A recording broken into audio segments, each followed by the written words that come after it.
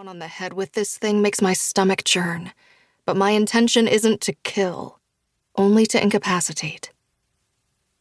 I make it out of the workstation compartment alive and tiptoe past the door to the plane's galley and the storage space on the other side of the corridor. Images from the past hours flit through my mind, stuttering my steps and threatening my sense of purpose.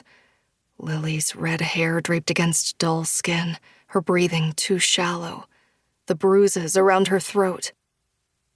No, I can't think about that now. Instead, I focus on her last words before she slipped into unconsciousness. We were wrong. I pause at the entrance to the dining room. Someone has cracked open a few of the plane's window shades, letting in narrow streaks of golden-hued early morning light.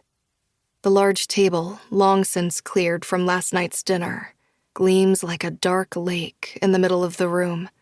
Probably the flight attendants would be setting it for breakfast now, if they weren't unconscious in one of the staff rooms upstairs. A shadowy figure leaning against the far bulkhead glances at me as I enter. He straightens. "Hey," he whispers. "Where are the others?" How can he ask that question? Doesn't he figure I found the bodies already? I point my thumb over my shoulder, swallowing a hard lump in my throat, ignoring the pounding in my chest. Like the rest of the plane, this room is ridiculously luxurious, but it isn't huge. It'll only take a few seconds to reach him. And then... My fingers tighten on the paperweight. Now isn't the time to second guess. 2. Final boarding call. 8 hours earlier, June 21st, 4:04 p.m. CDT. My phone, buried in the pocket of my Navy school blazer, pings with the 1,000th text from Nikki. I ignore it, instead scooping up my messenger bag from the floor and slinging the strap over my shoulder.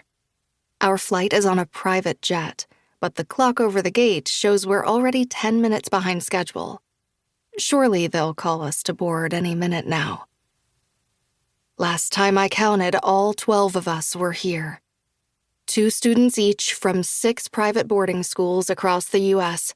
Our clashing plaid uniforms, like a Scottish tartan factory, exploded all over the hard plastic seats of the terminal. We came in on different flights from our respective cities to meet here at Chicago O'Hare, and the last pair arrived 40 minutes ago. I should be using this time to size up the competition, but when the dark-haired gate agent behind the desk picks up her phone to make a call, I give in and dig my cell out. I swipe past the lock screen with its picture of me and Nikki. She looks like a model, with her hair falling in beach-kissed waves practically to her waist, wide-set eyes a few shades bluer than my sea-green ones, and perfect skin. She's got one arm carelessly slung around my shoulders, pinning my 2 straight strawberry blonde hair. Freckles splattered across my nose glare back at me, making me look more like the popular girl's project rather than her BFF since childhood. Sometimes I wonder if I'm only popular by proximity. "Girl, you talked to any hot guys yet?" Despite the nerves making my knee bounce like a jackhammer, a smile cracks my lips. That would be the most pressing concern on my best friend's mind. The other student from my school, Dylan, leans across the gray armrest between us and reads over my shoulder. "You talked to me," he says, one hazel eye winking behind his wire-rimmed glasses. I'm pretty sure she doesn't mean you. He's close enough that his shoulder presses into mine, and I get another whiff of his ocean-scented cologne.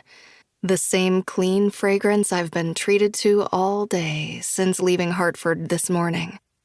Only years of practice keep me from giving up the secret that I've had a huge crush on him since 7th grade. That and the fact he's Nikki's boyfriend. Before I can tap out a response, Dylan swipes the phone from my hand and shoots off his own reply. OMG, the hottest guy is sitting next to me. Then a string of kissing emojis. "Dylan, give it back," I squeal. Too many sets of eyes swivel my direction in the quiet.